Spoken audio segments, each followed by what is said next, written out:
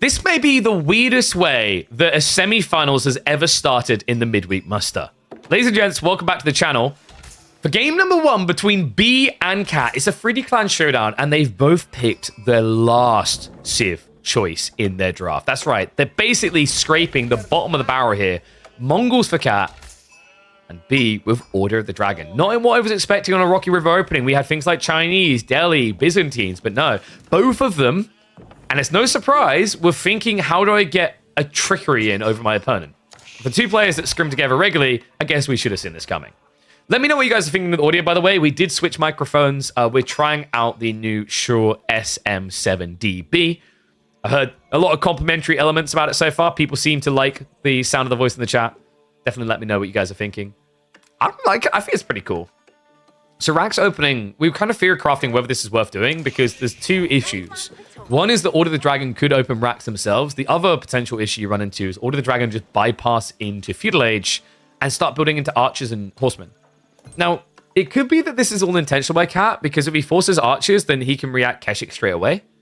But I feel like OOTD have too easy of a time just going archer spear in that case, right?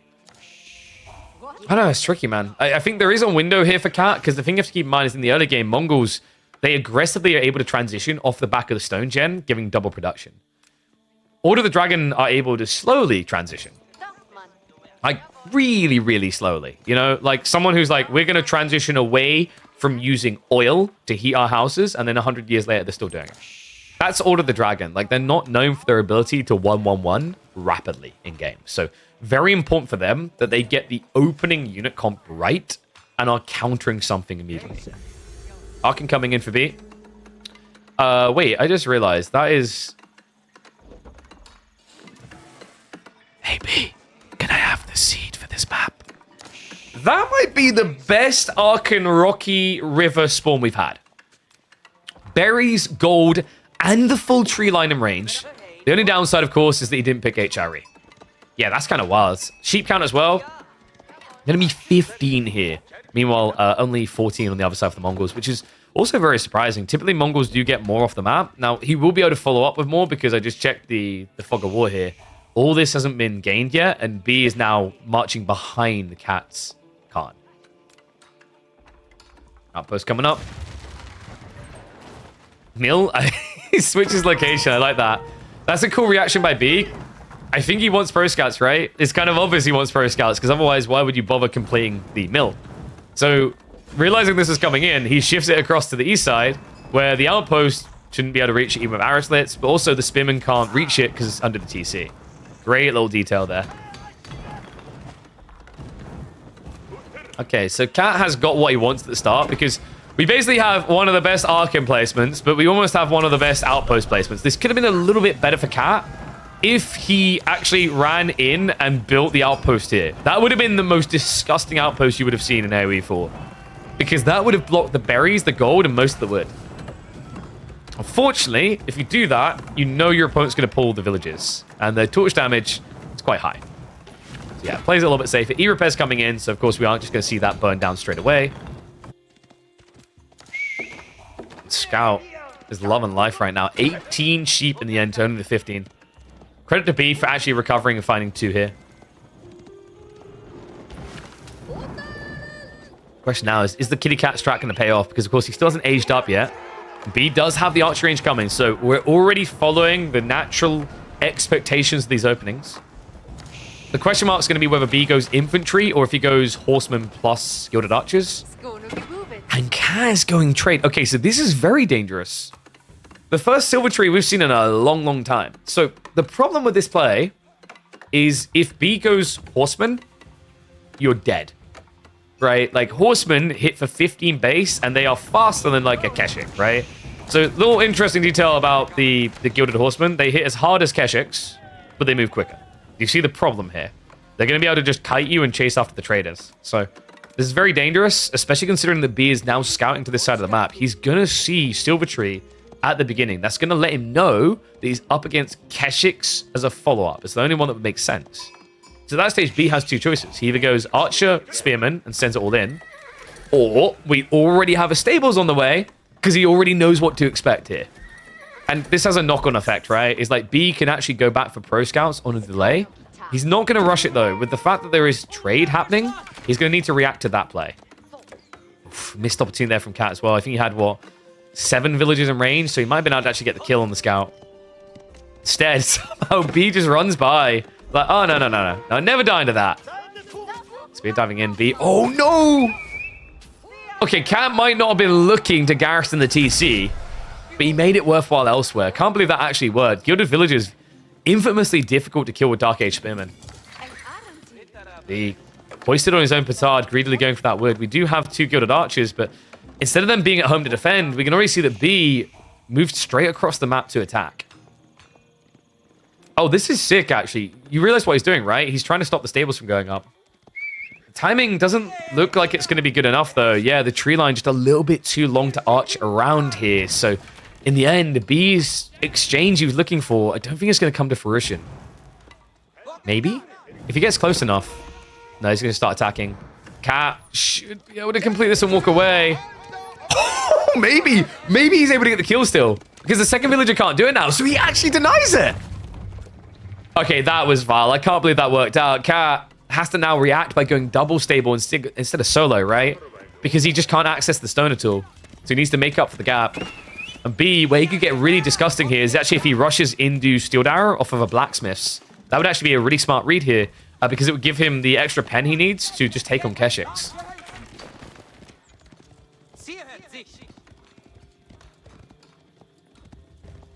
Cat. Now with the first of the Keshiks being queued up here. It's slow, though. Yeah.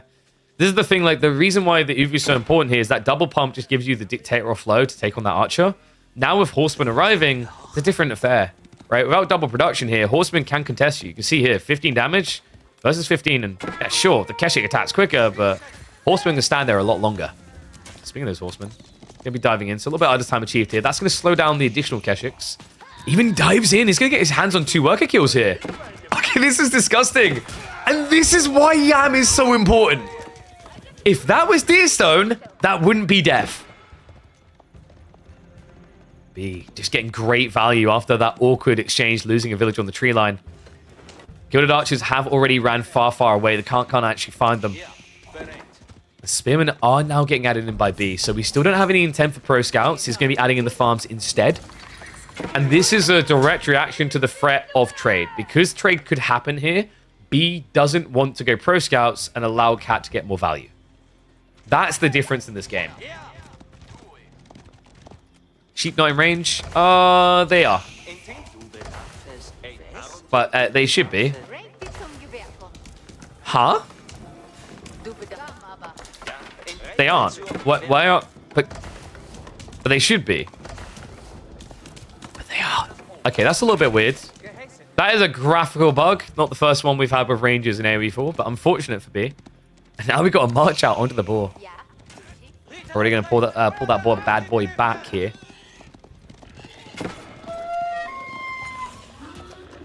OTD Chapel's bugged? What, you mean just the range indicator? Or do you mean the range is, like, incorrect, Dimmu? That's weird. Dimmu would definitely know. He's been spamming a lot of these Dragon Boys on the ladder. I've been noticing. Ah, because they nerfed the range, didn't change the indicator. Got you. That makes sense, actually. It does look a bit fat on the range. So yeah, he probably got baited by the UI then, thought everything was good. It's a little bit unfortunate for him. Gilded Archers are stockpiling up, by the way, but we are still missing a Blacksmiths here for B. Don't like that. I think the Blacksmiths is just very important. Okay, I don't know if I like that either, though. Cat, going Pro Scouts off the back of this. The reason this is weird, guys, is because you're going trade, your opponent already has a necessity to be out on the map. But now, by going trade and the Pro Scouts, B was already looking for an attack point here. You just made it so much better. Very odd game this is about to turn into. I mean, B definitely has enough food to keep pumping for the time being, right? Sheep count is about to expire, but he does have the boar. Has those farms getting added in, a lot of wood being invested into, so I'm expecting the count to go up quite rapidly here. That is going to slow his timing out on the map. I'm really still surprised that B wasn't the one going Pro Scouts. But I think that's the genius in Cat's mind of what he's doing here, is he's taking advantage of the fact that B won't do it. Now, it does mean that he's open to this attack point, but so far B isn't realizing it, right? He's too paranoid about the Keshik raids.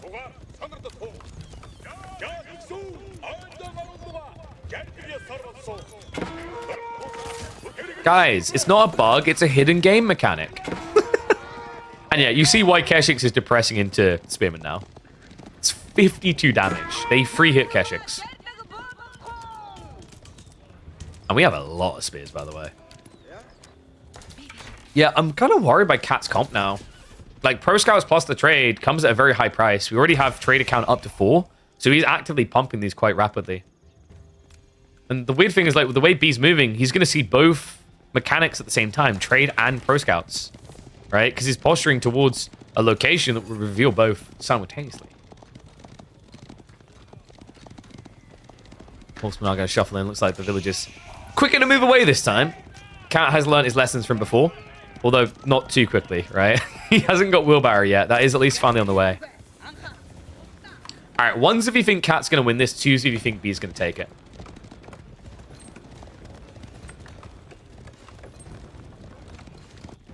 I mean, this is looking really good for B. Cat doesn't really have an army capable of winning the fight yet.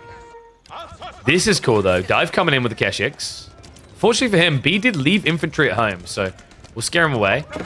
Traders have been found, and even though they don't get bonus against traders, these spearmen still have high enough base damage to get kills. Nice hit there, and he hits on both sides, so trader killed at each end of the map. Pro Scouts is at least bringing the goodies home, but he now knows about it. You see, B is looking, he sees there's only one deer here. He knows what his opponent has done. And weirdly enough, B is now transitioning Pro Scouts, heavily delayed. Has to peel away from here. We talked about this, right? Like Keshiks versus Horsemen one-on-one, comparative stats. But of course, that means that the Keshiks will heal. But where you have the advantage with horses, the Keshiks are never going to catch you. At this stage, you just need to burn this outpost as well. I think he knows it. B, torches out. And it feels so pricey, though. Oh, wait, what? All right, that is insanely expensive, right? Like, just imagine you just saw 4 spearmen die to a tower and then walk away, right? That is worrisome. This is not a civ that recovers from loss as well. We've seen Order of the Dragon is really a civ that needs to feel like it's leading on population to win fights. And that lead is shrinking quite quickly.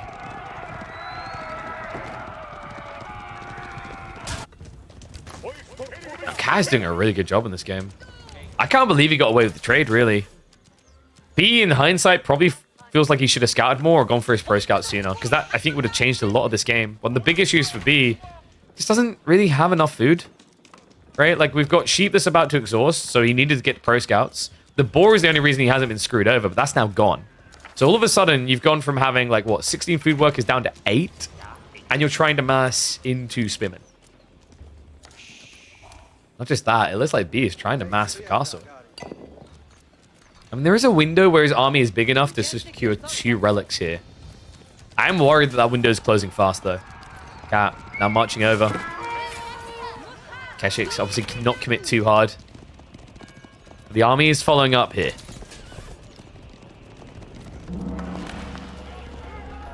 I love how dread-inducing the Uvu depleting is. It's gone. All your life savings in stone. Okay. Well, he didn't get the memo. That was like the scene of Aragon, where he's like, for Frodo. And then instead of everyone following him, eventually, it is legit just him going in.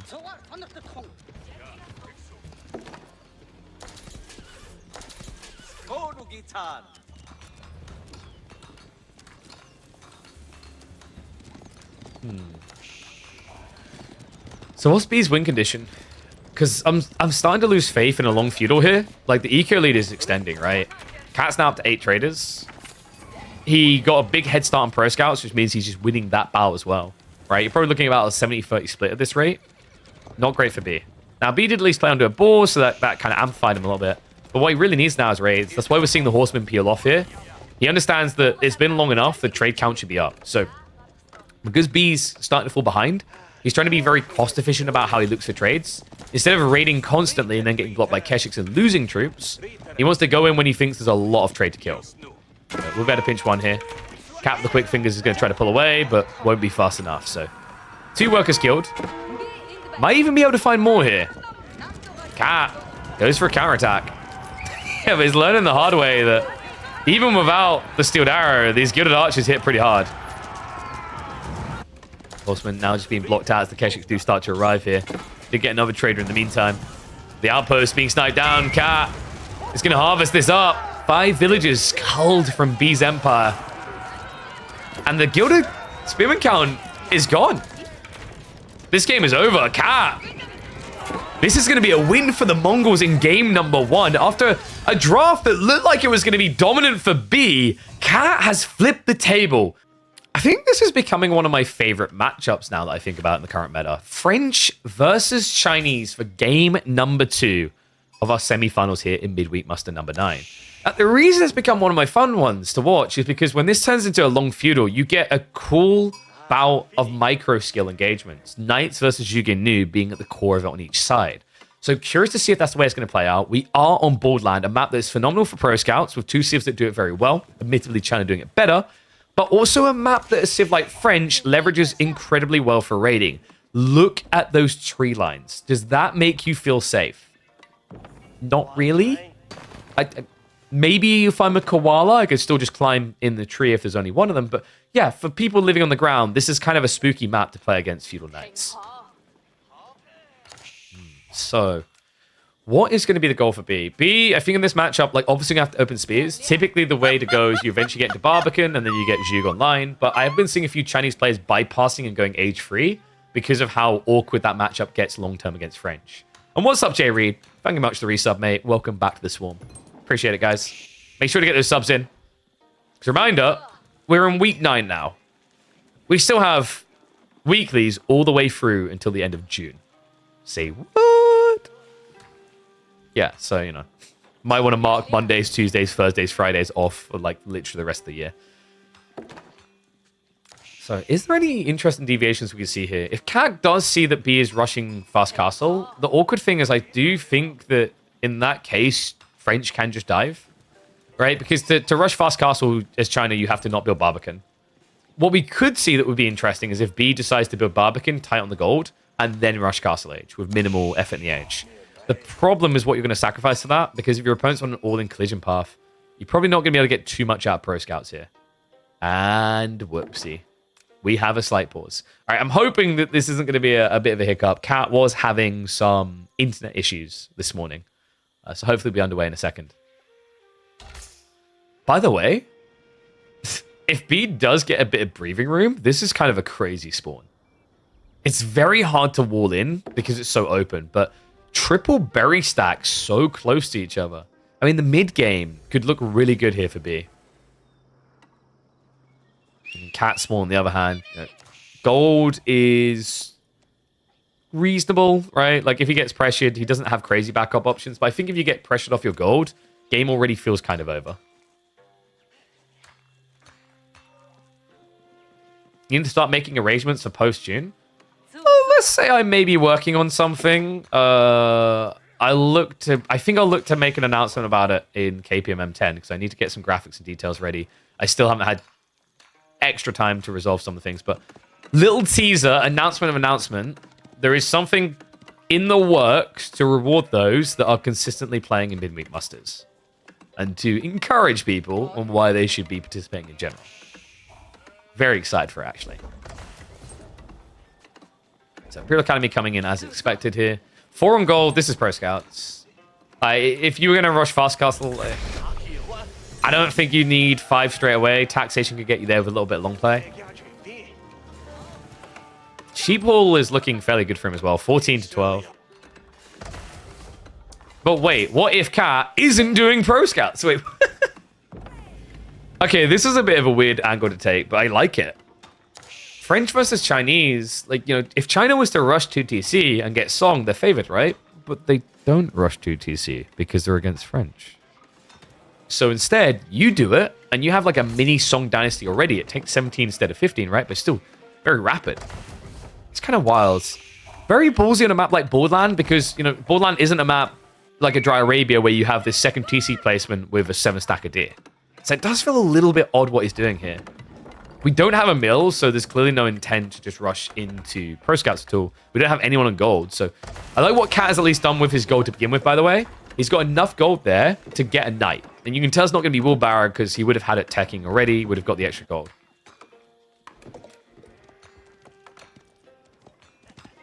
How did you guys vote in the end, by the way?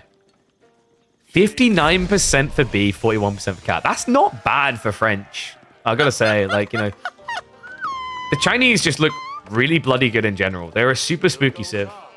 And what's up, BU? Thank you very much, mate. Appreciate the resub. Welcome back to Swarm.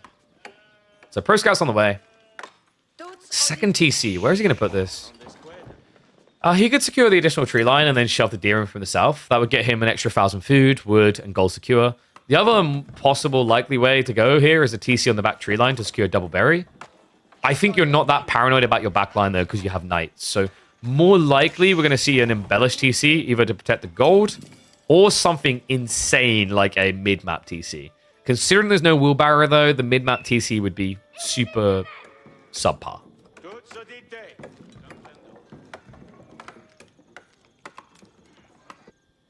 Seeing Cat's opening, you'd favor B super hard? Well, I mean, you say that, but so far in this series, the unorthodox opening has looked favorable, right?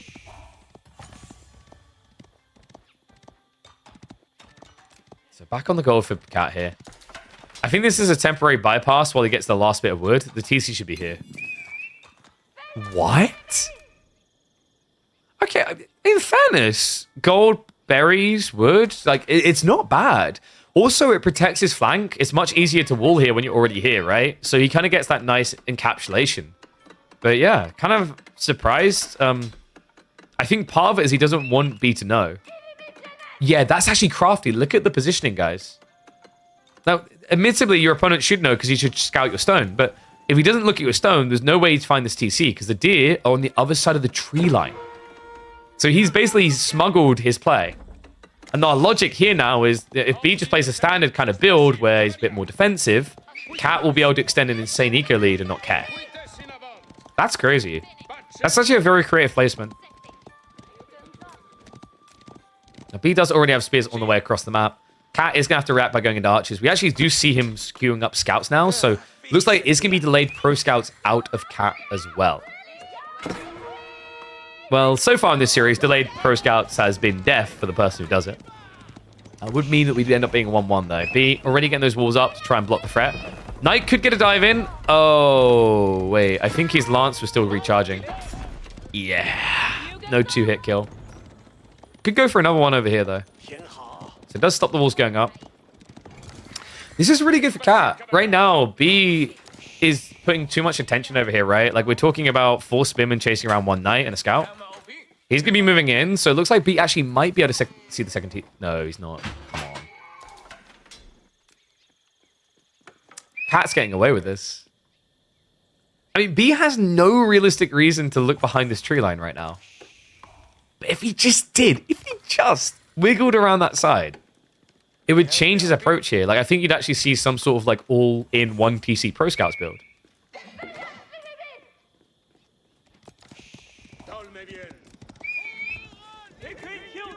I mean, B is still a reasonable position from all the scouts already in the field for him, right? So, like, he's going to get more food off the map. The tricky part is, like, whether the economy lead gets too big for Cat before B realizes what's really happening here. Right? Like, if B decides to play a long feudal against 2 TC, I'm liking Cat's position. But if B was to rush castle now and get into knights, things will look pretty good. We do have Cat adding in spears.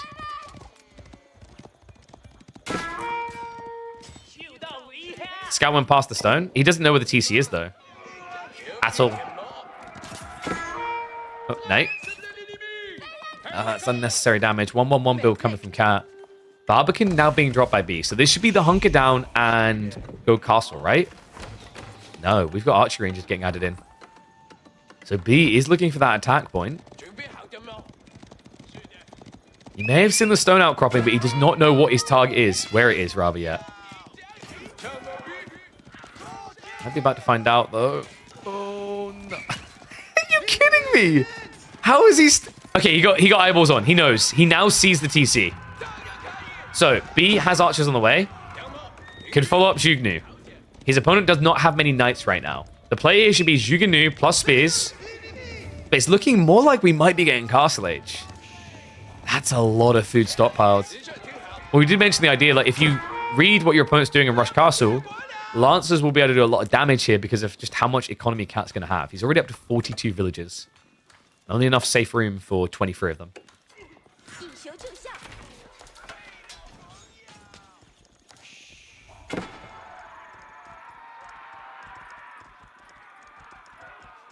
I just noticed that I had to add the term "I don't like Chinese" to accepted terms. Dude, Twitch auto censor goes a bit crazy sometimes. The price of being a historical RTS game, where you can be like, I don't like French, and there's a reason why you've said that. It's not because you're racist. But yeah, so to that whole point being made in chat, yeah, I agree. We've seen this multiple times. China playing long feudal against French will favor French, as long as the French player is microing adequately, right? As long as they are, like, you know, at least I'd say a 6 out of 10 in micro, they should win that. Cat, definitely very capable in that regard. We've seen what he can do with feudal pushes. So B should be looking to bypass that. Castle Age about to be coming in. Is going to be the astronomical clock tower. A little bit surprised by this. Well, semi-surprised by this, right? B is like that kid that discovers a brand that's named after them, right? It's like, oh, there's a thing called B? Oh, I gotta build this. But the reality is, in this matchup, the alternative is much better because the Imperial Palace gives you full vision, so you can see knights coming. So you don't have to leave extra troops at home. You always know where you're going to be attacked from. But for B, we know what he wants to do, guys. I mean, funnily enough, for B, it's not even necessarily about the thing named after him. It's actually about the other thing. We know both of these players are prolific Springald spammers.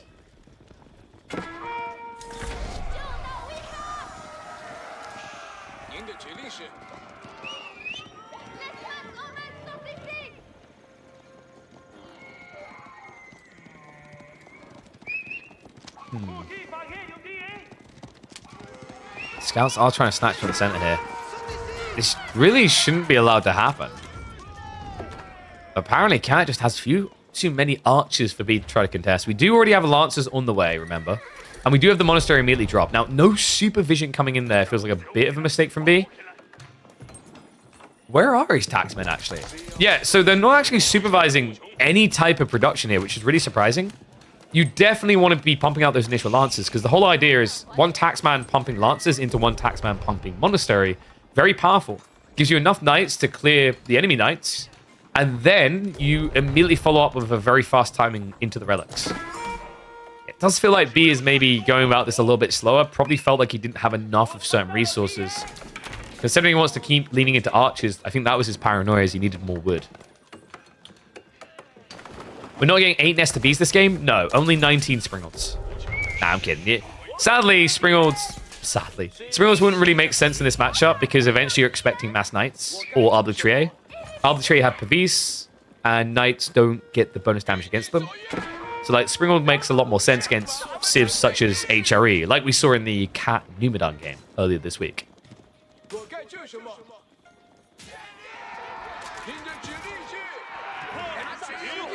Guildhall now coming in.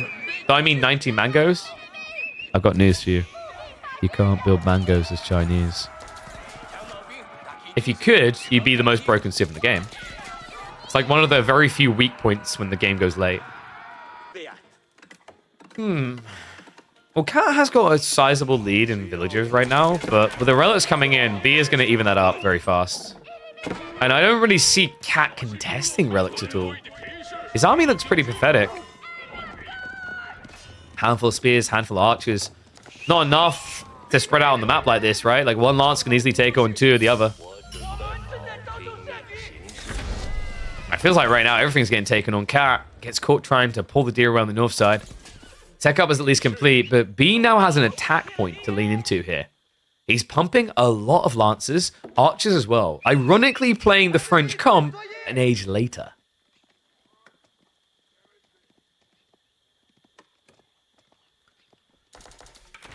Arbitrary getting queued up. So Cat is going to try to pump the necessary defense. I think you're probably going to see B slow roll this just because Arbitrary plus Spears is a pretty solid holder if you can afford it.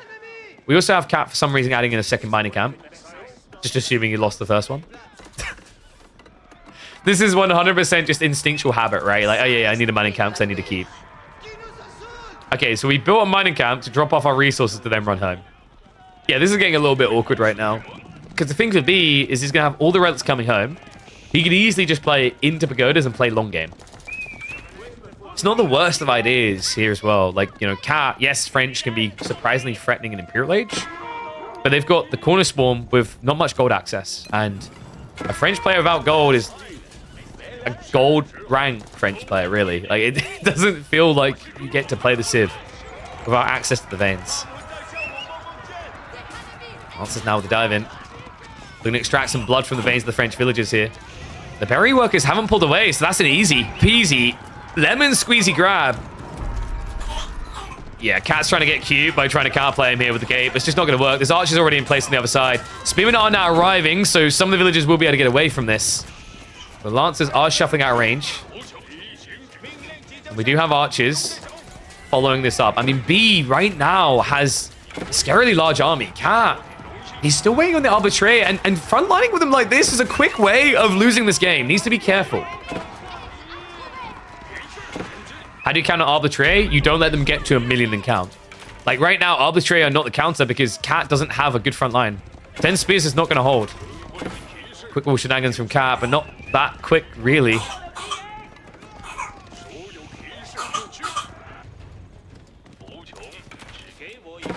Oh, looks like my son has woken up and has decided to start coughing diseases everywhere. Apologies about that. Checking on him in a second. 20 Lancers, man. I don't know how Cat survives this.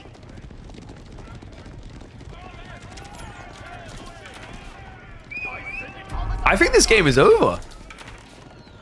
Once B realizes how big his army is, he's just going to send it. Lancer's starting to posture here. Cat, he doesn't even have gambesons, right? You haven't even got a pseudo front line in the arbitrary. They're a true glass cannon. And Archers dive in for the trade. The V's gets dropped, so we'll force B back a little bit here.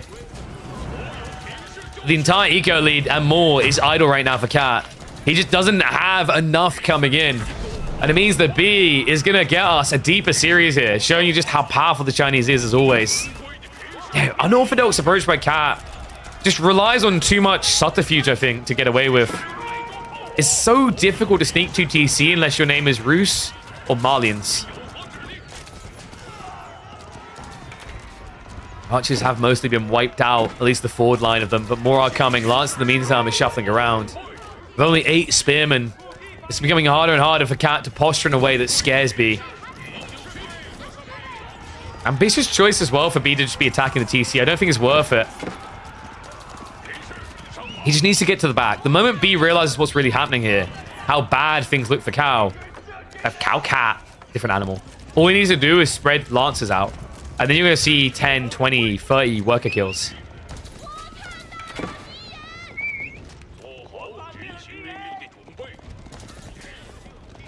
I think B is going... Is it Yuan?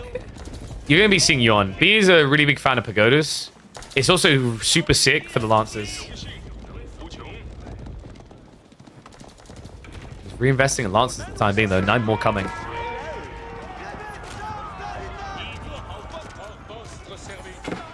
I mean, the good news for Cat is that B has used one of his strongest picks, but I think French is pretty solid as well. I wouldn't put them like top 2, picks, right? But I say it's like Cat's 3rd best, despite how deep he drafted it.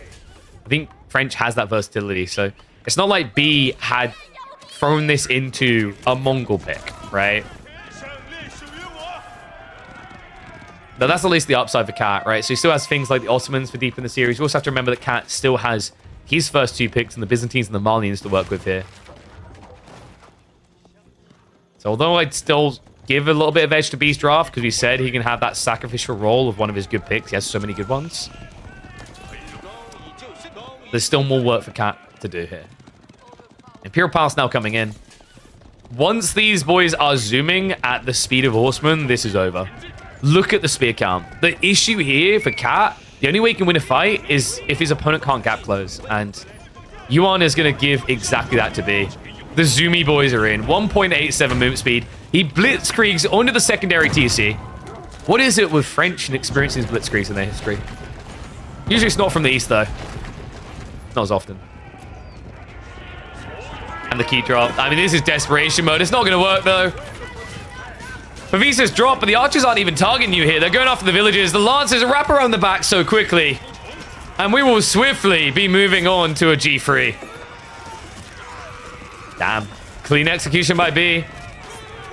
I think, you know, Cat, he needed to force a long feudal. We talked about it. That's how you're favored here. But I think he was too worried about how B was going to sliver out of it. And as a result, it's going to be a 1-1 scoreline as we get ready for the third. Time to split the tie in this best of 5. B on his impervious deli. This guy has been looking impressive. Some of the scariest builds we've been seeing actually in the weeklies recently. The Cat is going to trust in his first pick from the draft. It's Byzantine time on dry Arabia.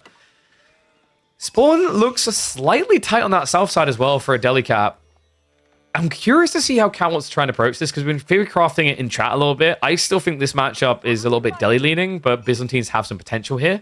I haven't seen too many Kata builds for Biz recently. I don't think you can necessarily go for that here because Ghazi are decent at dealing with that. But maybe some... No, I'm not going to say Keshik play. I don't want to say Keshik play. Maybe, I think if you do anything here, it's likely going to be Longbow plus Limitane. It's a weird comp, but against Delhi with the Ghazi opening, it's probably your best shot if you want to attack. So, B. Looking at the spawn here, actually has a lot of comfortable food. And that worries me, because that's exactly what you need for the Ghazi pump, right? Like, if Pro Scouts gets blocked, which is what Byzantines have to do here, because I've yet to see a Byzantine Pro Scout game in the current Pro Scout meta. Shout out to our boy Krakedy, who tried it a year before everyone else was thinking Pro Scouts. I don't think that the Byzantines are going to be able to just camp on the fort and say, you don't get Pro Scouts, you don't win. I think this spawn is way, way, way too good for B in that regard. Please share the modding community. Yeah. Go check that out. There is actually a Discord group for modders. There's not many of them left. They are basically like dodos at this stage. They barely exist. Big Sag. But love the modders that we still have, man. Like Hussein and Koyo in particular have done a lot for us in the community. And of course, we can't forget the man, the myth, the legend himself, Avali. So, Sheephole looking pretty decent actually for B right now. I think Cat may have slipped up on his rotation. Yeah, he ran straight across the B's base and looped around the back in the corner. I mean, it's kind of an RNG flip coin whether it works. It looks like he might be able to maybe make up for it a little bit on the tail end here.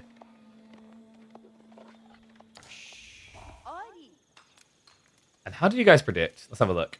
Okay, so no surprise there. More people going for Delhi than going for the Byzantines is kind of expected at the moment. I know some people's jaws are going to drop and go, what do you mean? Byzantines are incredible. Byzantines just don't feel as good in the Pro Scouts meta. But Cat is going to try to make them feel good in the Pro Scouts meta. Oh, we got a Hippodrome build. Oh, no. Sub Vicent. Thank you for the sub, mate. Welcome back. What's going on with this Biz build? Cat's going to Pro Scouts. And while I don't mind Pro Scouts in itself, one thing I'll highlight about Pro Scouts is, like, you don't need a Hippodrome to do it.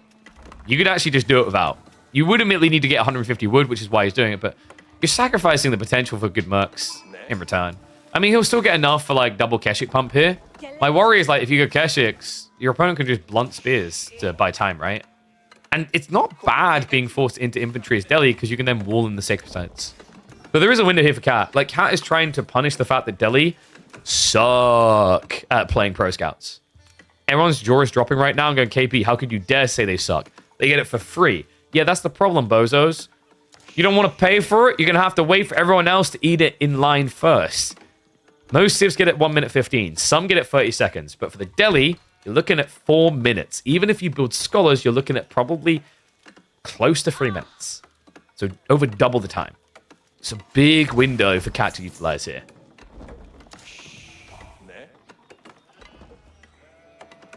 I wonder, is he going to be opening just scouts or are we going to get horsemen first?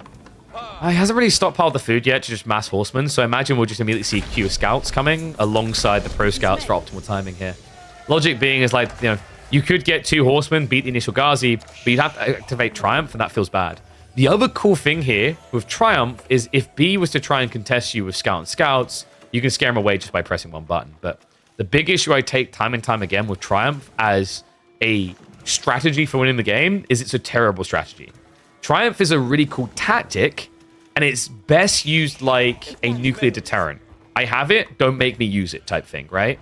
But if your whole strategy relies around, I will activate Triumph and win the game, you are going to lose the game. It takes way too long for these tickets to charge. And remember, the only other way to get these tickets charging is by killing enemy units, but that only stockpiles seconds when it's not active. And you want to be fighting when it is active. So you see the problem there, right? Like, Triumph has always been this thing that on paper looks broken in the late game, but in the early game, kind of feels like a moot detail for 95% of situations. So Pro Scout's coming in very fast here. By comparison, B, he's still got 2.5 minutes to go. So it's going to be about a 2-minute window for Cat to utilize here. First Horseman has arrived, but I'm not sure why we went Horseman over just more Scouts here, right? Like, you see the problem now. I mean, the good news is he has forced a spear reaction. The bad news is this Horseman doesn't do anything himself because of the Scholar. Yeah, so Cat's play might be Archer follow-up here, but is he going to go longbows? Because that would be freaking genius if so. From this position, what he's forced B to do would give Cat a big advantage. And if you look at the olive oil is gathering, it's going to be close to a double longbow pump. So back-to-back is, right? I don't know, I actually like this. Like, B needs to read and follow Ghazi straight away. Otherwise, he's in a bad position. It's going to be Western. Okay. And now, all of a sudden, these forward spawning resources could be a little bit problematic for B. Right? Because I said the berries are good, but he has to wall them. I'm thinking a bit later in the game. You're not going to wall off this early. Spears would give you a window, but this early on with Delhi, you don't want to be building walls. You want to be building units. And Ghazi follow-up is going to be there. Now, the question is whether Cat's going to make it a 1-1-1 build. Byzantines are weird with their 1-1-1 builds because the mercs make up one element, so it's like not a true, it's an artificial 1v1. But this comes down, we're going to have another discussion at this rate. Artificial versus real. Is it AI generated? It kind of feels like it. Lombow's coming already. Horseman will be able to scare away the Scout at least, but he does see that it is Pro Scout's play. So B should be looking to posture on his opponent's side of the map immediately here. There is a small window where he can starve off the Pro Scouting, because the Lombos are still 30 seconds out.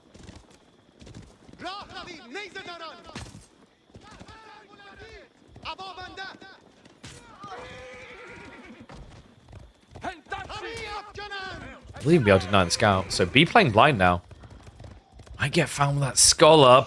Barely shuffles off. Oh, you gotta be kidding me. Cat. Not just the Wolf revealing it, but the Scout's coming in from the Horseman here. So not the best vision, but he does know about the Cap. Isn't going to try for it, though, with the Spearman nearby. It's a double Cap coming in. B, really solid timing here. Kind of crazy that we already have so many Horsemen, but yet Cap seems so frigid to the idea of engaging. He's marching south side now. Only one Spearman here, so as long as he just peels that injured one, he should be able to snipe this. Remember, you don't start getting the gold until it's fully capped. Great micro by B. He does get that kill with the spear. Lombo follow-up. We'll be able to mop up the additional spearman here. So B does get one Sacred Site, but the secondary is going to be a blocker here. It's blocked as an American's toilet after an all-you-can-eat extravaganza Taco Bell. Yeah, this is a little bit awkward now for B. He has too many scholars, not enough troops on the map to do something with. Cat has options at this stage. His second Merc timing isn't really coming because he hasn't moved to berries. He wants to be on Pro Scouts, right? So that tends to make you think that it's better just to go Castle Age. Instead, we're going to see Cat adding in the racks now. It should be Blacksmith's follow-up. Like, if you're willing to add in racks, that's when Beastmith becomes worth it. Because you're going to have double melee in your comp, right? So actually, Bloomery's pretty good at that stage.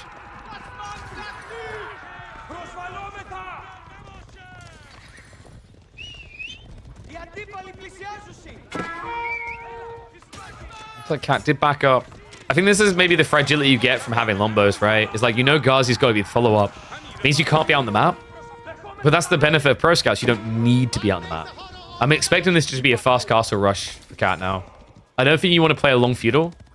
You've done a reasonable job of delaying B from getting Sacred Sites. It just felt inevitably like it was going to get there always, though. If he could force a really big guaranteed engagement, it could be viable for Cat to play the full age. It looks like that's what he's trying to do. My worry here is I've seen this play out way too often in the past. We used to see Byzantine versus Delhi a lot, and it would be Hippodrome opening always. The problem is if you misuse the first Hippodrome triumph, you lose the game. Just continue to take stabs, so scouts are at least getting somewhat denied. It's tricky, man. Like, these health bars are not going to get any better for Cat. Not in this age. I mean, sure, you got the Triumph, but that's worth 1 heal up, right? So right now, at this rate, he'd be able to heal 60 damage done to each unit across 30 seconds.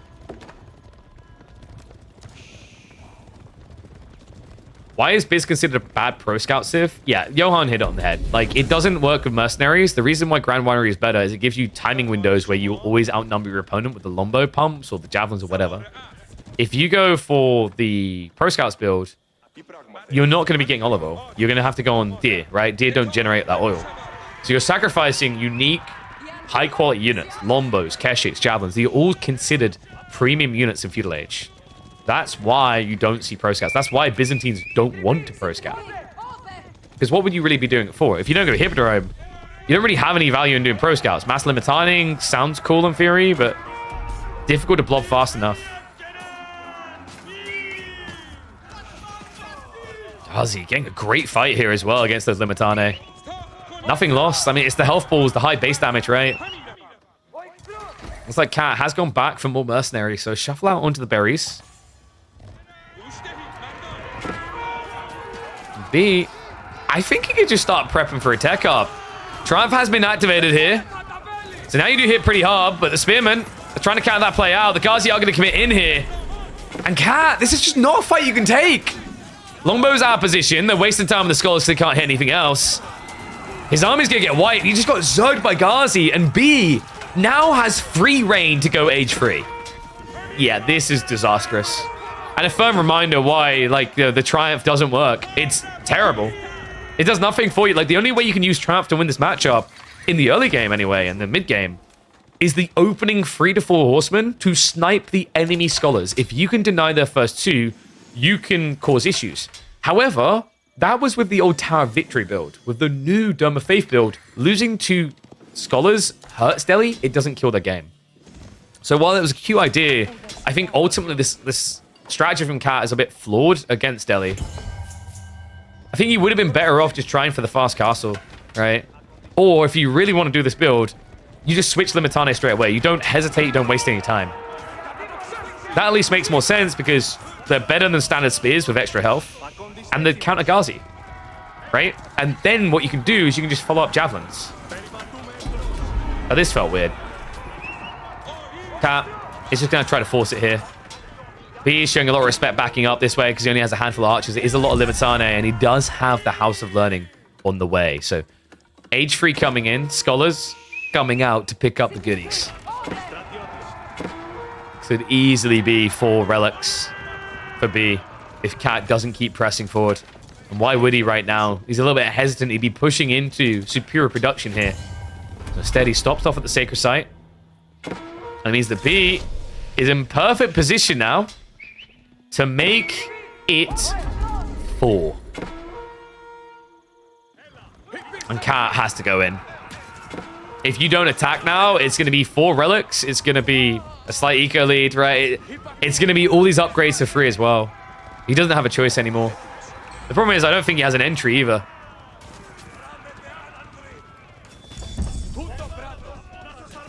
Scholars just takes so long to kill. And the Warlord comes through. It's going to turn him around. Yeah, Scholars are a surprisingly effective frontline, by the way, guys. 130 health, and no unit actually counts them in this comp, right? Versus 70 health, or 135, where you can be counted. It's like the Scholar with the Relic is at least going to get denied, so we'll have to leave him behind, but that Relic is practically home. The other 4 are already on the way as well. Cat has to keep posturing aggressively. He's starting to save for a tech up, but we haven't even began to build it yet. So by the time he is going to be in age 3, B is going to have home blades and probably 7 to 8 men at arms in the field.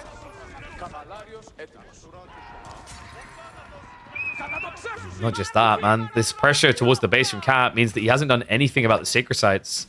He's trying to decap them now, but that's still extra gold in the pocket of B.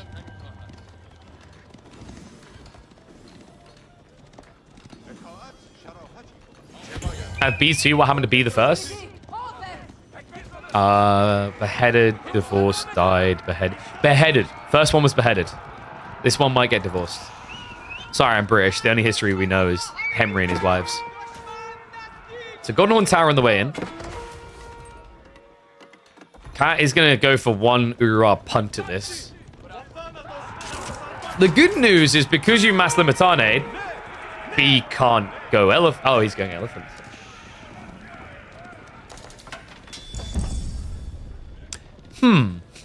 Wait, he switched war elephant. Okay, can we agree this says everything it needs to about elephants? That he sees mass Limitane is like, I'm gonna stick an elephant in that, you know? Not just one, but two. Trying to wall up to buy some time here, but this looks pretty done.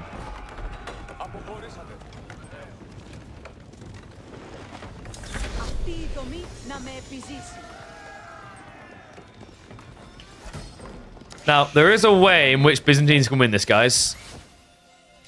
There is not a way... No, there's no elephants in the trade post. Sorry, guys. I baited you. Second TC's come from Cat.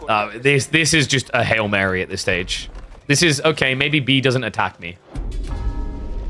So, you know, at this stage, it'd be fair to say that this game turning into a Cat win revolves more around B making a mistake than Cat doing everything correct. He still has to do everything correct, but he really needs B to just lag behind his timing here and not do anything. What he needs is for B's child to run into the room and ask Daddy to play pat cake. Right? And while they're pat caking Baker's men, Byzantine's just like free TC rebloat. I think B has a lock on his door though, so I don't see that happening. He has a lock on this game. Elephant shows up. Now you'd think that Limitane would win this fight. Oh, sweet child. No way. Veteran Super Limitane came in, but the count is already down to 8. One elephant's all it's going to take to break the Greeks. Triumph Elephant sounds like fun, right? Just imagine having mahouts temporarily. But it looks like this man's in cahoots to try and make it back-to-back grand finals. Now on the verge of match point. The question now is whether Cat can get us any additional games, because this one looked grim. All right, things are getting a little bit wild. I didn't really expect King of the Hill to ever see Japanese. And Malians, where to even begin with this one? Spawns like this is just not Malian friendly. You can't get these houses all around, but that's where we've ended up here. So Cat throws a little bit of a curveball. If he can force a game 5, Otto Abba gives him some flexi, but B, instead of getting baited into using the English here, has chosen Japanese instead of picking them on a water map. Curious to see how he wants to try and approach this one. We're already theory crafting in chat about the potential for you just going for a landmark drop on the high ground. I don't think those feudal landmark drops on the high ground are good on King of the Hill anymore. Siege has just gotten a lot better at shutting you out there, and also it costs way too much early game economy through idle time. So expect him to play landmarks at home. Now, that's going to be a good thing for Cat, guys, because if he did go for a landmark drop on the high ground, it would be possibly the worst one I've ever seen. What is this spawn? And why are all the resources not on the... Like, there's even one down here. This one got drunk and fell off of the high ground. That's kind of wild. Haven't got predictions? Oh my god, you gambleholics. You know, if you're not much of a gambleholic, I'm going to let you know something, buddy. If you're subscribed, you actually get additional points to gamble. Wow. Yeah, this is crazy, though. This might be the most naked top of the hill I've seen in a long time. Does at least still have the relic up there. Now, I'm wondering, is Cat thinking Pro Scouts? I don't like it if he is. I think Pro Scouts is kind of problematic here because of Japanese just getting the tech up for free. B already has, what, 11 sheep to 14. 11 sheep plus the berries is good enough. The extra berries might be a little bit difficult to reach, but if B can do that, he gets an accelerant on them with the wheelbarrow techs, right? Japan's wheelbarrow techs allow them to be as competitive as Deer is with survival techniques. And there we go. Step 1, Coca. Okay. I thought maybe he was thinking Kura because of the lack of long-term food, but no. We are going to get the pressure focus here. Coca makes a lot of sense against Malians. You just get that early pressure onto their pit mine area. The other interesting thing is it stops any shenanigans in the center of the map. And the coolest piece of all with going Coca here is if you think about what Malians want to build, they want to build Donzos, they want to build Javelins, they don't really want to build Archers. You have to build Archers against Shinobi. You can't really even rely on Sofas because Sofas can lose to Shinobi as well. Right? Like high melee base damage, 23 per strike. With Micro, you can just get kited and killed. And yeah, so I noticed there's some discussion going on about Japan's weak feudal. Let me just emphasize this. I think Koka Township is almost mandatory. Not every single matchup, but most of them. The reason is if you don't do Koka Township, you have literally no options, of no variability. And the problem with that is it's kind of like reminiscent of old school Achery Fast Castle Relics, right? Oh, Achery Relics sounds pretty OP. The problem is, if I know you're doing it, I can appropriately counter it ahead of time. I can wall them off. I can all in you. I could maybe, if I'm the right Civ, fast tech beyond you. So the thing about going for Kura is Kura gives you literally no options in feudal. You are saying to your opponent, I'm rushing castle. By going Koka, they have to address you. It's the same logic as the king. If a king turns up from the English, oh, I have to counter this. I have to do something. I have to play out of my own greed. You know what? I'm feeling a bit greedy. I like that. Thank you very much, Nature Mind. He's trying to fix the greed of Bezos in this world. I appreciate the prime sub, mate. Welcome to the swarm. A bit poke from the scout. This cat, he's going pro scouts. Okay, I wondered if he felt like this was going to be feasible. I'm a little bit skeptical about it. I think at this stage for B, one Shinobi's enough to poke and you just tech up now. Fucking said. Instead, he actually pulls away from the gold. Wait, we've got Japan pro scouts? Alright, I've seen it all. He even shoved the deer in close to base so he can pull them back really fast here. Okay, so this is kind of sick. I think that you could just fast tech and not care about pro scouts, but hear me out. The thought logic here for B, if we're both going pro scouts, that means you're building quite a few melee units. And Shinobi love that. So what B can now do is blob Shinobi with a few scouts, pick up the goodies, and keep churning out additional Shinobi. And the cool thing is down the line, when Cat says, oh, I need to build archers to counter this, you'll have level 1 on your TC. You'll have the Daimyo, which means you can then pivot into horsemen with Uma Bannerman. That's pretty crafty. Cat is looking to pick up some goodies here, but he hasn't actually macro correctly. He's got too much gold, too much wood.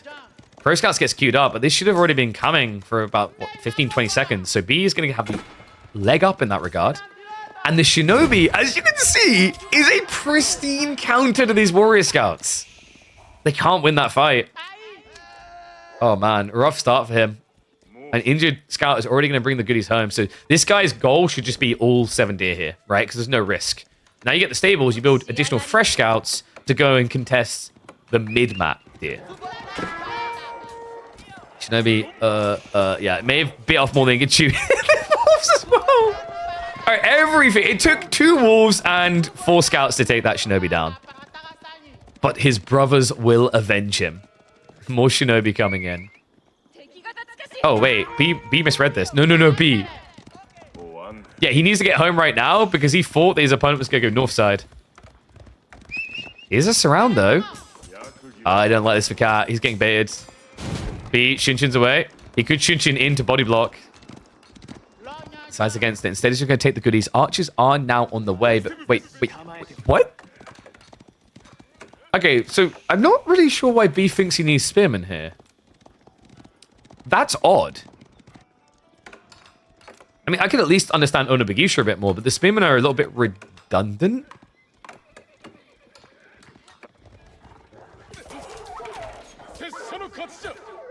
Maybe he I think I know what B is doing. He's feigning.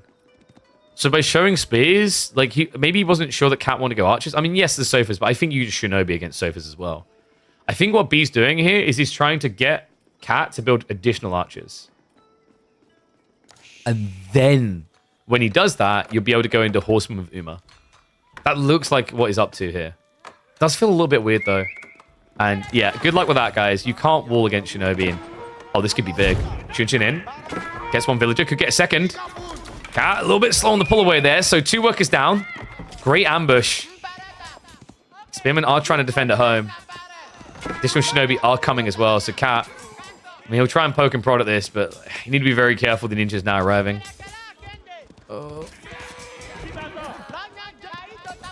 I mean, you could just walk up and Shin up to the cliff, by the way.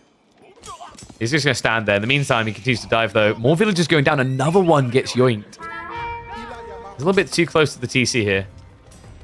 You see how hard that initial strike was onto a Sofa. Reminder that Sofas almost cost double what a ninja does. And don't heal, unlike ninjas. So, Horseman Yumi now coming. This is pretty crafty, man. Very creative by B.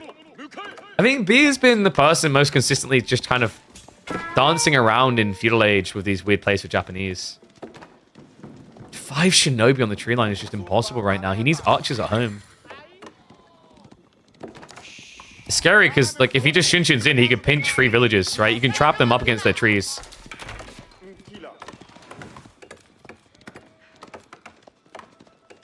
And yeah, I don't know what's happened with Cat's income here. This is a bit worrisome. He's got 800 gold? I think B is just turning this into a micro game, and Cat's losing track of his economy. So archers are starting to arrive. This is where B just needs to leave. He got really good idle time here, though. And, you know, options are on the table. B can either keep playing long feudal, or you can go castle.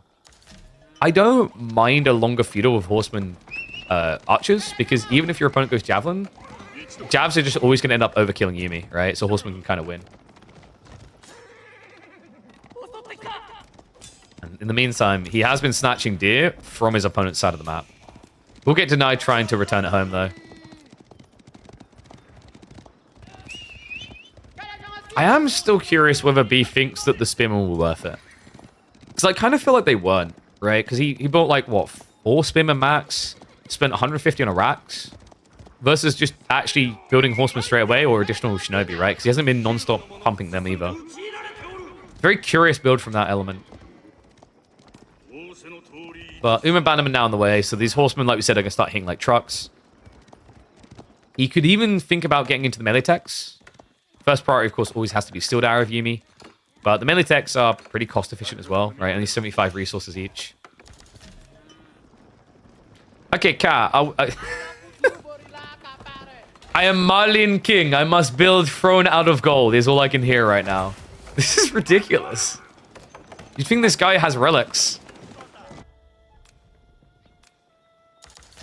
I guess he's just hoping he's going to be able to bribe B into giving him game number 4 because, like, this is a complete loss of your income right now. Like, he hasn't kept track of things. It's not like that's passive gold, guys. He's legit been gathering with 8 villages for at least a few minutes now. And that's with Mansa, that's with double pit mine. This is ridiculous. Oh, good guy B is like, you have too much gold. Let me relieve you. Gonna start poking the pit mines. So most players would have legit just went Castle Age here as B. He could have very easily went Castle Age. I kind of respect that he's trying to just make Cat incredibly uncomfortable. Because, like, you could argue that if you go Castle Age, your opponent does it as well. Mansa Musafadi against Samurai is a very intriguing thought. I haven't seen that matchup yet, but my feeling is that Mansa Musafadi should be able to beat Mounted Samurai. Cat, oh my dick! Alright, that's a lot of cows coming. However, that is a lot of ninjas. Uma Bandelman leaving the way. Remember, he has a lot more health, 230. Chunky boy. Meanwhile, a breach opportunity here on the east side as the horsemen do show up. Yumi here as well. Cat could try to skirt Castle Age here. If B's timing is right, if his read is correct, though, it would be a killer. It's dangerous what he's doing for sure. Shinobi. Oh, no! I mean, if he just Shunshin's right now, that's like, what, 2, maybe 3 scouts dead. Goes in. Gets a few stabs out there. Didn't quite get the additional kill. He's blocking food, right? The cat. Although he's got cows coming, I don't think he has much deer left here. Maybe like 4? Not just that, we also have B playing boar, so plenty of life left in this feudal push for him. Alright, so what civs have we got left to check off our bingo list of pro scouts? I think it really is just Abbasids now. Going off the pit mines. I think now B just needs to go age free. If you go age free and upgrade these Yumi, it's going to hit like a truck. Right, a little bit scared of the sofa, but you've got answers. You've got a decent number of Shinobi already. If you layer them in, you can just basically tank with Yumi, kill Shinobi. And then his own mounted samurai play is just going to be unrivaled here. Right, Cat doesn't have an answer to that. So, pit mine denied. He could rotate onto the tree line very easily here. Obviously, we have God Vision. He doesn't, which is why he hasn't just beelined for it. My worry is Cat. Like, you know, he's got a lot of passive food coming in now, but still need to save for the age.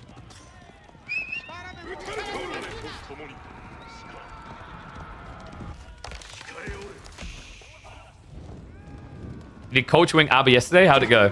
I'm telling you guys, Culture Wing Abba, Preservation of Knowledge, Pro Scouts, Fast Castle. You can maybe do 2 TC as well. Depends on the matchup. I think Abba can actually do Pro Scouts. They're not S tier, maybe like solid B to A tier. There's worse civs than Abba for doing Pro Scouts very easily.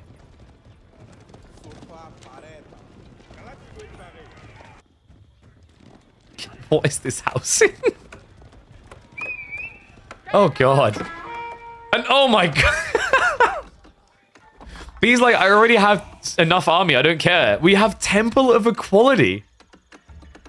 Alright, B's just loving life right now. There's no reason for Temple of Equality in this matchup. Right? Like, there are some matchups where it makes sense. It's good in Order of the Dragon matchup. It's decent in, like, French matchup. Although, just, honestly, Mountain Samurai, just do them instead, right? But, like, against Malians? I guess if this now goes Imperial Age, the gunners are counted. I don't think this game should be going Imperial Age, though.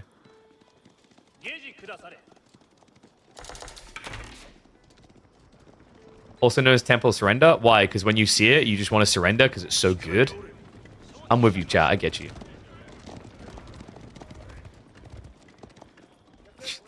I think that's summarized. I legit forgot Temple of Equality exists. Yeah, because it never gets built. The only person who was frequently experimenting with this was Louis. And that was a few months back, and he stopped doing it. Relic damage buff? That's a good idea. Remember, guys, there's an interesting thing about the Buddhist monks. When they Wololo, units in range get buff stats. And in fact, later on in the game, you see Nehan, you can make it even better. So you can decrease the cooldown, and you get movement speed as well as damage. Now, this build is usually more popular with Mounted Samurai spam, because it amplifies your base damage, and Mounted Samurai have very high base damage. Veterancy for Yumi and Horsemen are on the way. This game is weird. This game is really weird.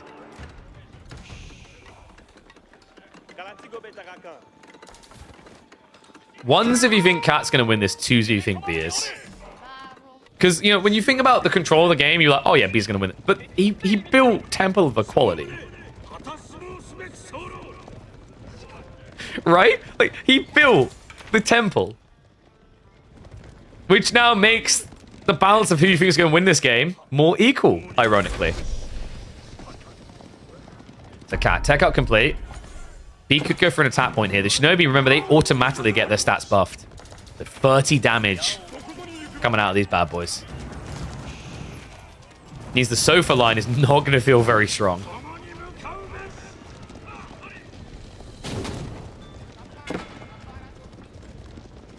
Marching around towards that gold vein now. Cat getting blocked off there, but does have a lot of passive golds, right? So even if he can't touch it, he can still get his upgrades. B should be getting relics. Sacred Site's been locked in. He's already got 2 monks in the field. This feels like a very easy 5 relic game for B. From there, world's your oyster. If B waits too long, the cow boom might screw him over. I mean, it already kind of is, right? Like, he's only 4 villages ahead.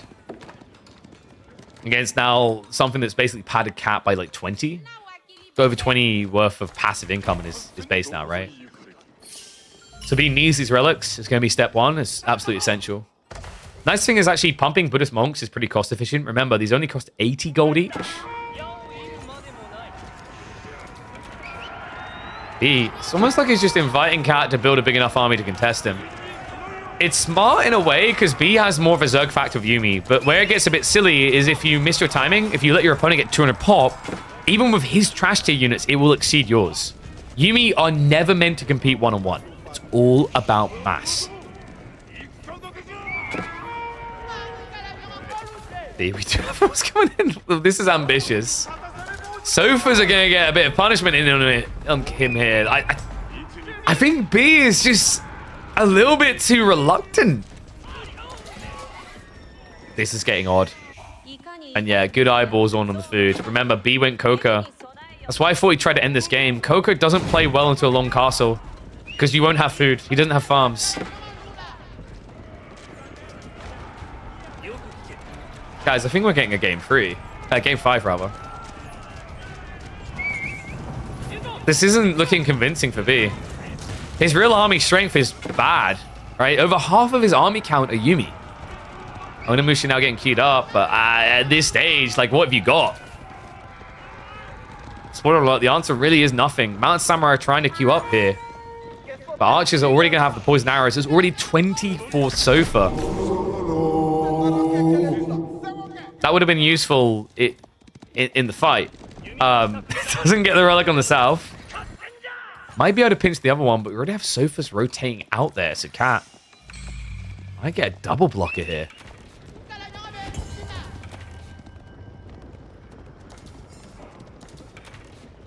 I mean, Onimusha are coming in, but I just don't rate it that highly in small quantities against this many Sofa. What B has a problem with is he doesn't really have a good front line. 8 Mount Samurai won't last long here. Let alone the 11 Horsemen. Goes in for the clash. Cat's going to start a step away. We have a Warlord to protect the villagers because the Sofas are raiding in. So High Sutra is going to make it hard to get kills there. He actually needs So High Sutra in this engagement though, because his Sofa are just going to hit a little bit too hard. Starts to retreat away, and we see the exchange, the pass of the baton here. Cat now has the military lead.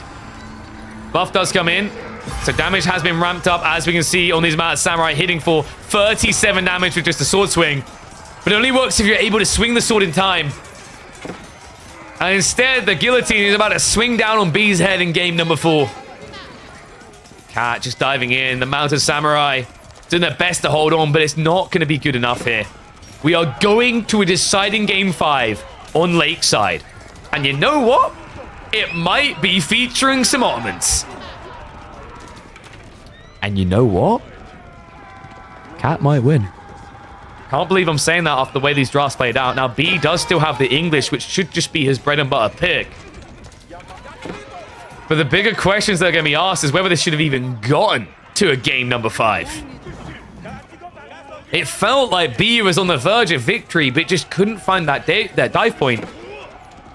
And I think a lot of people's opinion on how this series went is going to gravitate around this particular building here. And why the hell it even got built. Temple of LOL quality. Sorry, Temple of low quality sounds more appropriate here. This is like the PC you order off of AliExpress. You shouldn't have done it. You should have just ordered the one that we built.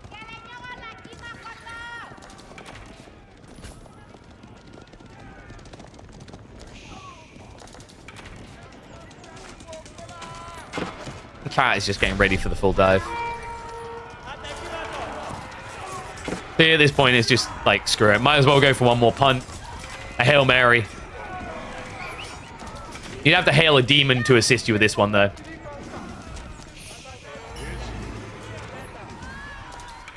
Love the fact he's even just targeting down the Onimusha, so the Sofa have no counter. Full low coming out. Congrats, you've delayed your death by 10 seconds. No one knows what the texts do? I do. So one of them generates gold, but it costs 500 wood.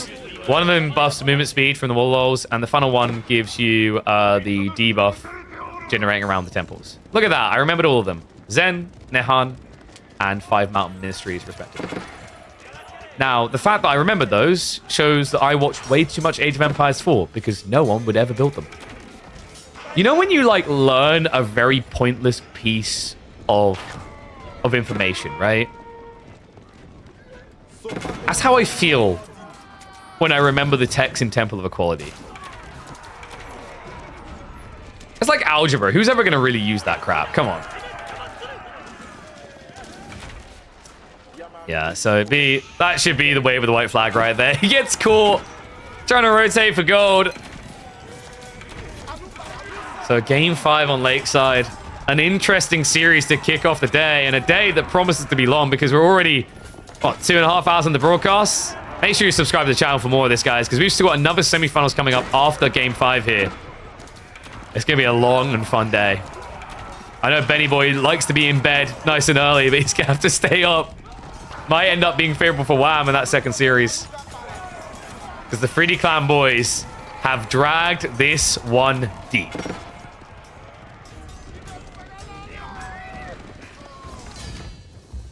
Who would have predicted us being this deep? 5 games to decide it between the 3D Clan members. Cat proving he can keep up with B all the way to the bitter end. And it's happening again. We've been seeing this matchup quite a bit. Ladies and gents, it is Ottomans versus Ayyubids, or as I like to call it, you heal, I heal, we all squeal. Yes, this is a matchup that is quite often dictated by the dervish opening of healing and then mirrored by the Ottomans' own imam healing, an inferior version of the camels. But it all begins with the docks. And B has gone for that close-by dock drop, hasn't gone wide, like Cat, who right now is actually idling up a little bit, has got the dock coming in. So the idea here for B, I've seen a few players do this. The thought process is meant to be your opponent isn't going to scout here because you should both be running to the center of the map first because that's contested scouting ground. Pick up the sheep here, rotate back, and then usually they're going to rotate all the way around the back because you can't get behind your opponent's TC without going all the way around the back like this, right? So the thought process of these type of docks is with that in mind, your opponent is more likely to just edge into the stealth forest and go all the way around, meaning they would miss the dock drop. If they miss the dock drop, you can then open with an archer ship and kill all their fishing. It's very crafty, very creative, but what is cool in theory is not so much in practice. What we've seen multiple times in practice is because the person comes home with their sheep first, they then rally out to your side of the map anyway. So they're usually going to walk here. We'll see if it actually works out for B in this one. I'm expecting this to be a Dervish Wing opening. The Dervish Wing's just really solid. It gives you the Desert Raider beginning to poke at Sipahi. It means that you can trade with them.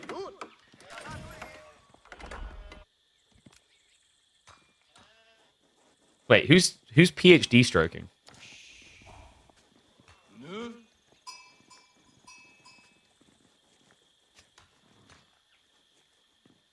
I mean, PhDs are overrated, right? The coolest thing about getting a PhD is if your name is Steven, and then you can be like, as Steven, spelled with a PhD. I actually have a bachelor's in arts, which is kind of hilarious because what I discovered after graduating and going into a software dev graduate scheme is that I actually knew how to code better than all of the comp science guys. I don't know, man. There's plenty of degrees, no matter what the official title is, that can just basically be summarized as I'll wear it as a paper hat while working in Mackie D's. House of Wisdom now coming through. And like we talked about, the scout is revealed to play.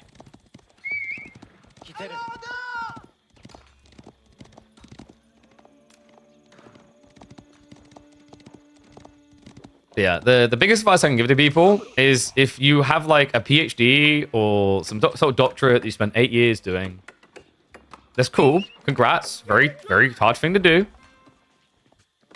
But also make sure you have like applicable practical skills to use it for. Because the reason why I ended up being a better developer, at least initially, than like, and this isn't me being cocky, it's just reality check, right? I didn't even think I was that great of a dev.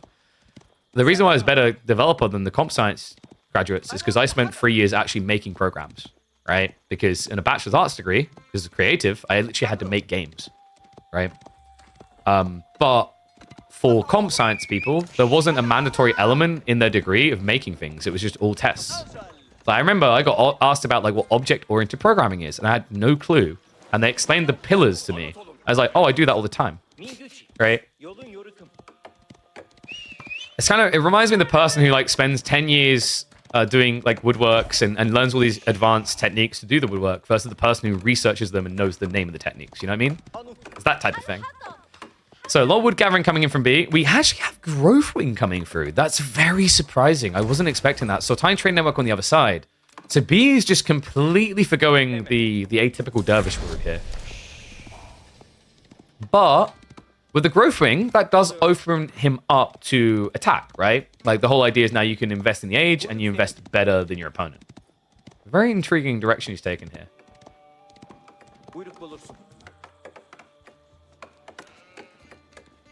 And trade network isn't too surprising, right? Like I think even on land maps, we've been seeing more and more the trade network instead of Madrasa.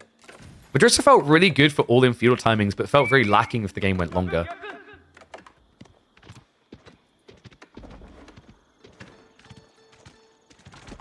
Yeah, like to put my little staple at the top of the notes on the discussion of like what is useful and PhDs and everything else. My advice to people is figure out your goal and figure out how to get there. Don't be the person who just goes and gets a degree because that's what everyone does. Figure out whether the degree is necessary, if it's going to assist you in what's going to do. And then do things to embellish your ability to use that degree. Don't just phone it in. So Triple Dock, people say it's overkill. It's kind of interesting actually because maybe B's thought process here was he didn't want to have to build boats at all. I think it's proven quite expensive. Like he needed the second dock if he was going to go beyond 3 fishing boats, but he stopped at 2. This is, however, going to give him a swell point now where he can build double military vessel at the same time. So basically what B has done here is I think he's compensating for Ayyubid's weak attack. And you can see that. Bagler down, immediately queued. The cat doesn't give a crap. No, he saves them for his letterbox. We've actually got a fast castle on the way.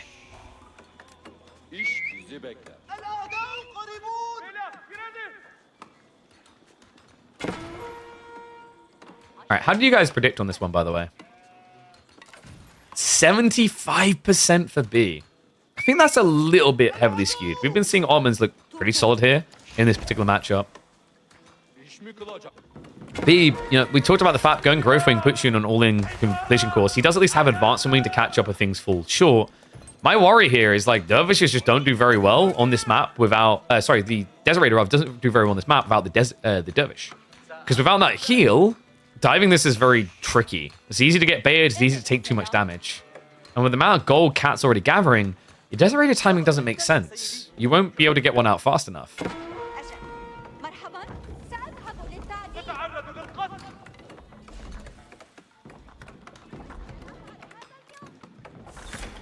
Going to university is very important for networking. That is very debatable. It's not always as great for networking as you'd think. Take it from personal experience. There's probably certain like universities and degrees that have great networking built into it, but a lot of them don't. And also, speaking as someone on the recipient end of the other side, when I see like uni graduates now coming to me asking like, do you need any assistance for things at esports? I'm like, well, I don't really want to do this unpaid intern crap, but I can't afford to pay you, and you don't really have any connections to leverage your own that would be useful, right? So it's very weird. It's not always like a cut and dry if it's great for networking. You can network without a degree, is all I'm going to tell people. Networking is more about confidence and relativity, relation to people, right? Once you understand how to do that, you'll get much further in life than just using uni's excuse to network. By the way, I'm going to let people on a tip. A lot of good networking is just learning how to have a drink with people. Push coming in. Cat has already got the arrow slits up to protect him here, so the close down will have to leave. I don't feel like B's got much pressure out of this. Nowhere near enough, really. Fishing boats are going to be able to survive. They'll go to the shoreline fish. Mehmed's already on the way, and in response, B, this has to be advancement wing. You're going to be way too late afterwards if you go for, say, Desert Raider or Dervish.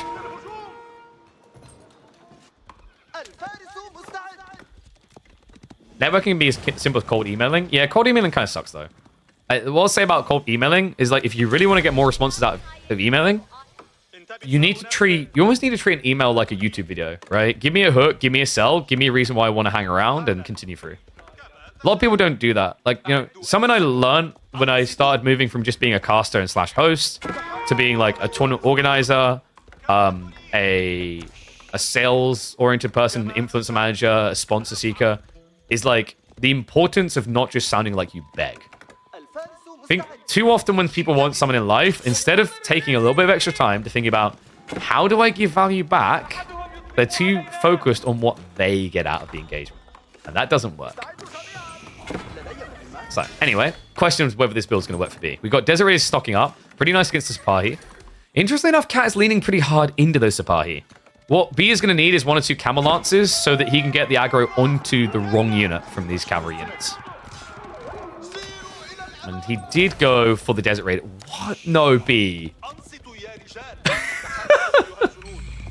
Oh, this may be nightmare fuel right now.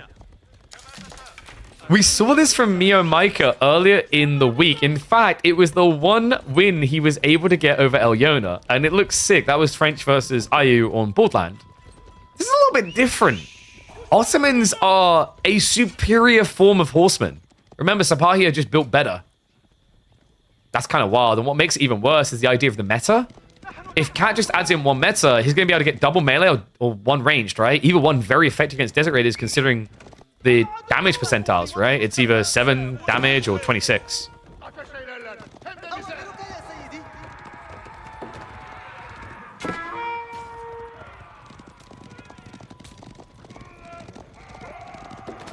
I'm starting to favor Cat a little here.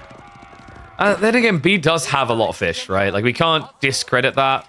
Growth Wing also gave him +3, which I think maybe part of the thought process for B is he needed the free from Growth Wing to balance out Sultanate trade network. Because remember, that gives you like free traders for free. The tech up coming out. B is now switching Gulam, which is really nice against Sipahi. This might just be one of his grand old bait and switches here, actually. Because Cat doesn't have a good answer to Gulams. No. Well, that... No, I'm going to stand by my statement, Cat. You do not have a good answer to Gulams. Don't start this. Oh my god. We're getting the Springholds.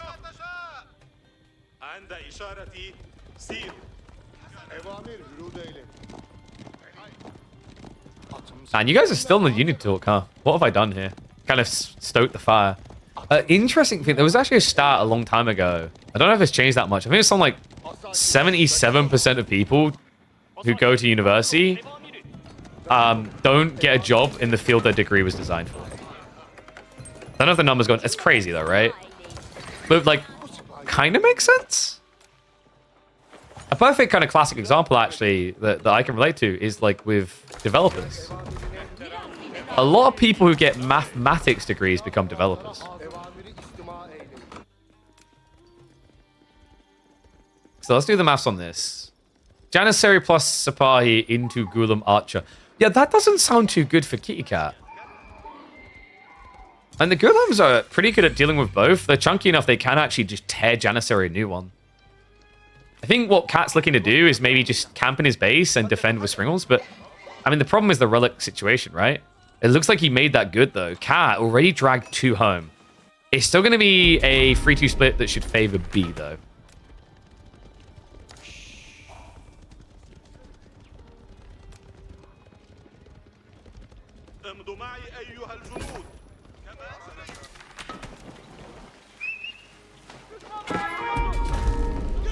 It's like we have got Cat trying to just gather the water a little bit more. Doesn't really want to have to play into boats, though, which means he's going to struggle to actually get the deep water at all. I wonder, B. Is there a wonder we should just maybe get 2 TC here? One thing that can favor Cat is at this stage in the game, he should start adding in military schools. Right? Once you get to Castle Age, the passive production becomes worthwhile. B is going to stress him, though. We already see a 10 eco lead in total across the map, relic advantage, and now, like, sorry, 6-site advantage. And now, with that 6-site advantage, what B can do is just posture in the mid. And this is a lot of open ground, right? Like, if Cat's strategy relies on mass Springles, the problem he's going to have here is a lack of defensive points. Like, if he fights here, great. But if he has to come out into this open battlefield area, that's where the stealth forests and the ground that B can gain across could just get him an easy win.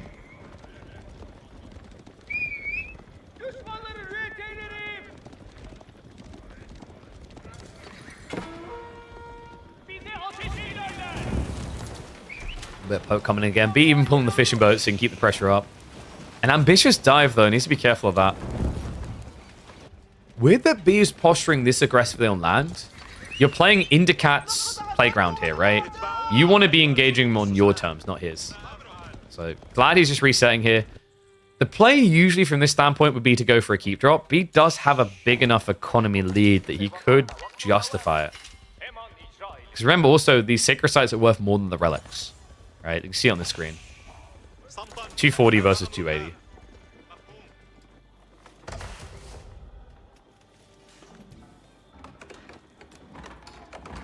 I'm really not sure about this. Like, B... Okay, I've watched too many B and Cat games. The fact that I'm even for a second thinking that Mass Springles could carry this actually worries me. But we are going to be seeing Mass Springles. Cat is putting his tournament life on this strategy. Soon to be 10. B, I mean, you know, even though the archers don't take bonus damage, you are talking about a unit that when you math out the health of the Gulam, like, dies around the same time, right? It's 80 health versus 195. And of course, the Springles, not quite double damage, over double damage. Sorry, quite double damage, just under double damage, right? 16 base and then 10 extra against melee.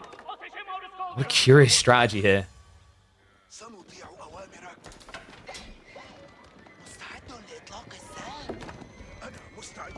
Puppy Paw, why are you trying to get crossbows buffed? Why not Expos? Because Cat can't afford even trades. He needs good trades. So Springles have very good range, right? It's like, would you rather fight a guy with a knife using a knife as well, or would you rather fight a guy with a knife using a sniper rifle? It's kind of what the Springles are in Cat's eyes here.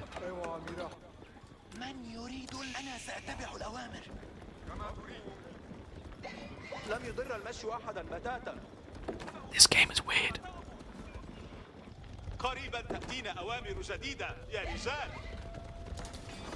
Cat is basically going to try to buy as much time as possible, probably down to about 3 minutes on the sacred site, and then attack. My worry is if you wait until 3 minutes, B will have a keep drop. Desert Raiders are going to poke in. Wow, look at that damage! And they're still bugged. I'm pretty sure he shot 3 times, and he hit one of them. Oh wait, actually no, he did hit 3 times. It's just remember that damage is kind of trash.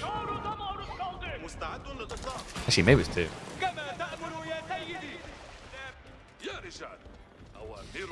Oh, this is a sad death for Cat.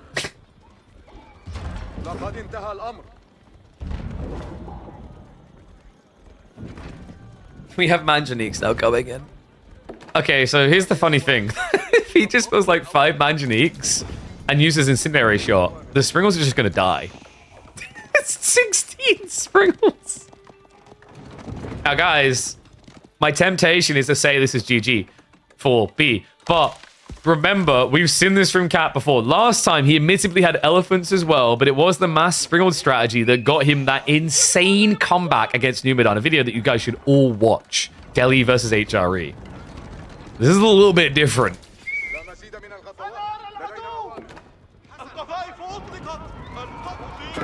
Incendiary's weak as all hell against units. Yeah, but when you have 85 health base units, you have like 5 Incendiary shots coming in. The spread will hit all the Springles. So it doesn't insta-kill them, but then you just probe over time. Like, Incendiary Shot's actually pretty decent against units, because the problem with the normal Mango shot is it can be dodged, but Incendiary Shots is so wide, you just always get hit. Alright, he's playing blind here. Cat does have vision. This is important. If he leans into the Stealth Forest, you can get an ambush on B. But he's too hesitant. I mean, it's risky, right? But at this stage, like, surely this is the time to take risks. What else are you meant to do here? Military schools are at least generating you a passive advantage over time. But time is most definitely not on your side here if you're Cat.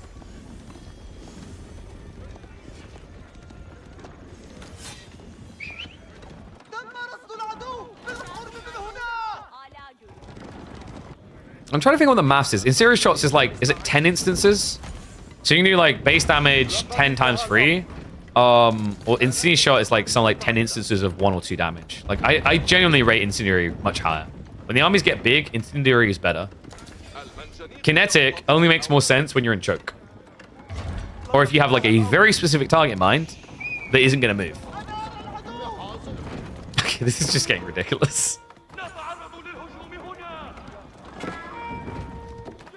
All right, how many spring walls do you guys think Cat is going to cap out at? Predict it in chat. The more shocking part is that we are 20 minutes into a game and B hasn't built any spring walls whatsoever. It's not very him.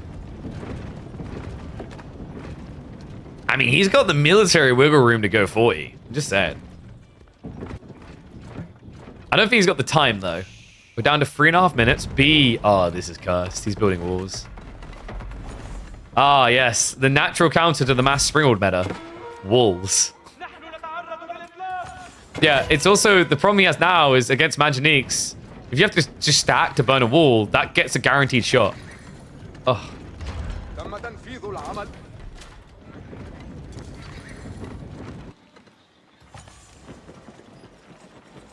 I'm trying to think like where this could have went better for Cat. The difference he could have made. I think you got baited on water, right? Like, for a guy who didn't want to play castle, he played the archery range, but then he kind of just played extra to try and remain on the edge. I don't think that helped him at all. Then the opening play, like, you know, didn't want to go Lancer because he's worried about camels. It just feels like B more outplayed him than Cat just made a raw mistake. Not playing this Desert Raider with Dervish play was really smart from B. We have push coming in. Kinetic shots. Not needed. Get them Bernie boys going. Scenarios are going to be moving up. He's looking for that back line of Springalds here. B, what are we doing? Getting a little bit close. Look at the damage. Tell me that the burn shot isn't worth it. Reload's coming through. Second flurry, and that is a splintering. 10 Springalds down, like that. You don't believe in fire? Oh, Promethean's how you must learn. Absolute wipe. Only 85 HP. If you thought Springalds were trash before, wait until you watch this video. A 3-2 victory for B. He'll make it back-to-back grand finals appearances here in Midweek Muster 2025. The question now is whether you think he'll be up against Dumu or Wham. The question is whether B can resist the temptation to build Springalds himself and maybe get that win over Dumu or Wham.